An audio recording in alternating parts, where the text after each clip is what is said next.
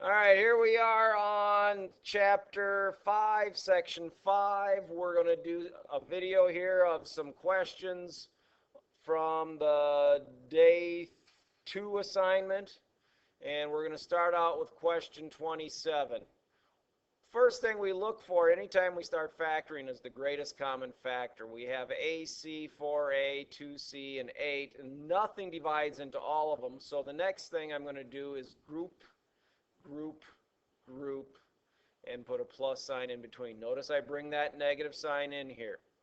My greatest common factor of my first grouping is an A, leaving me with a C plus 4.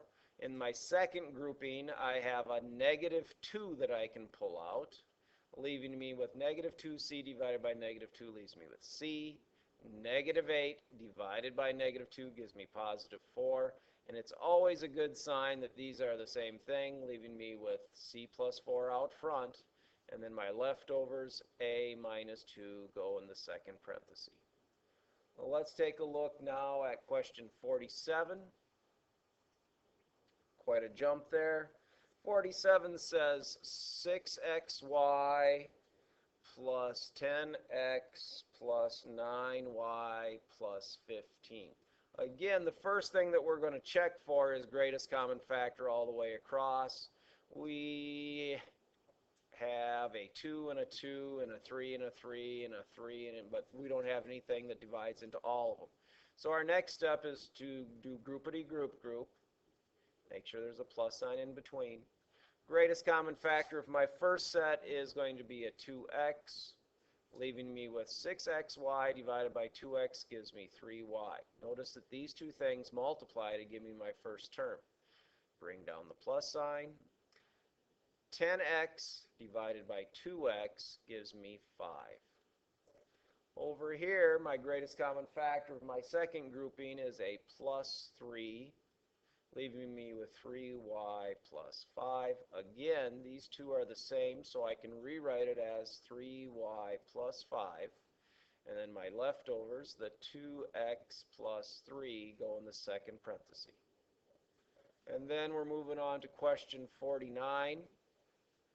It says xy plus 3y minus 5x minus 15.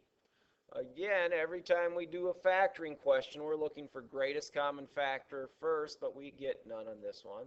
So I group the first two and group the second two together, and then I put a plus sign in between, always bringing in that negative sign here. And then I'm going to take my greatest common factor is y, leaving me 3 plus x, or x plus 3. And over here, I'm going to pull out a negative 5, leaving me with negative 5x divided by negative 5 leaves me with x. Negative 15 divided by negative 5 gives me positive 3. They're the same. That's very good. Leaving me with x plus 3 times the quantity of y minus 5.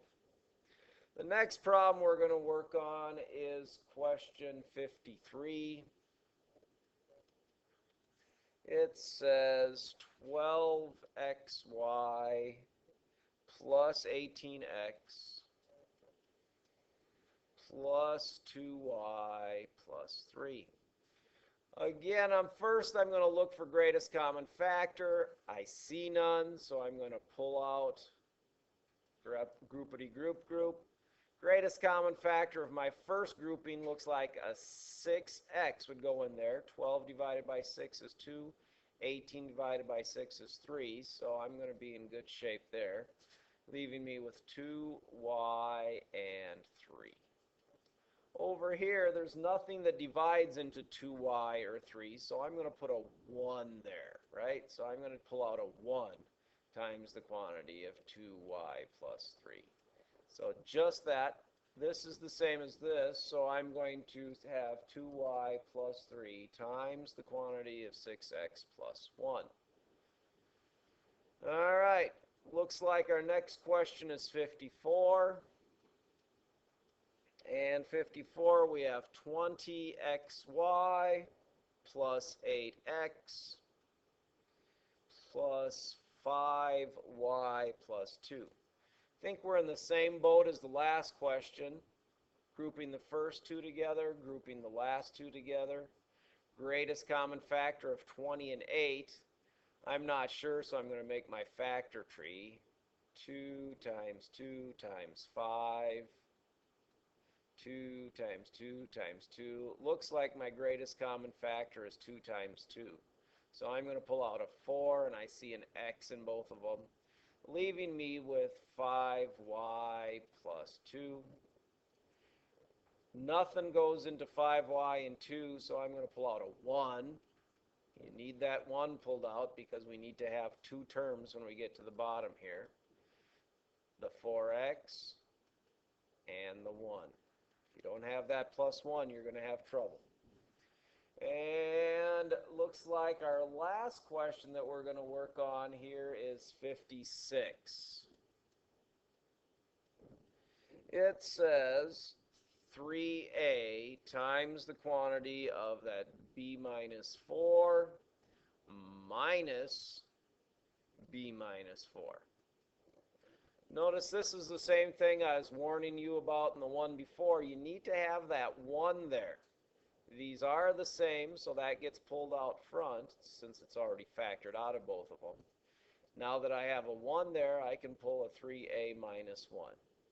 All right, good luck on your homework. Say hi, everybody. Hi. Hi.